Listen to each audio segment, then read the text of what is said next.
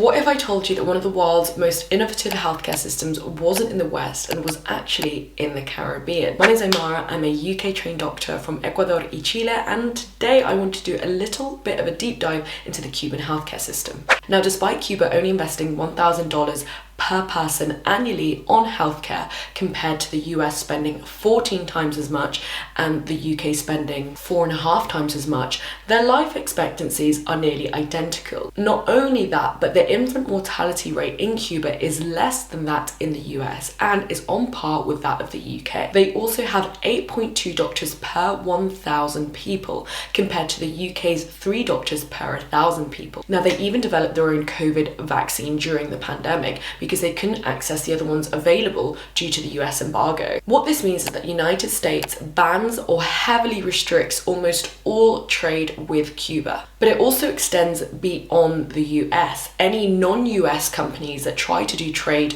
with Cuba also will experience restrictions and sanctions from the US themselves. Now, Cuba practices preventative or community-led care, whereas the UK and other Western countries practice curative care, i.e. only treating diseases after they develop. This has led to overburdened hospitals, preventable conditions clogging up acute care centres, and a disproportionate amount of spending on end-stage diseases. In Cuba, primary care teams see every single patient at least twice a year, even in their homes. Each primary care team collates detailed information about each of the families that they oversee, including what illnesses they're at risk of, and also information about their social dynamic. This helps them even identify people at risk of domestic abuse, neglect, and even helping isolated patients such as elderly people access healthcare. Don't forget to check out my YouTube for more.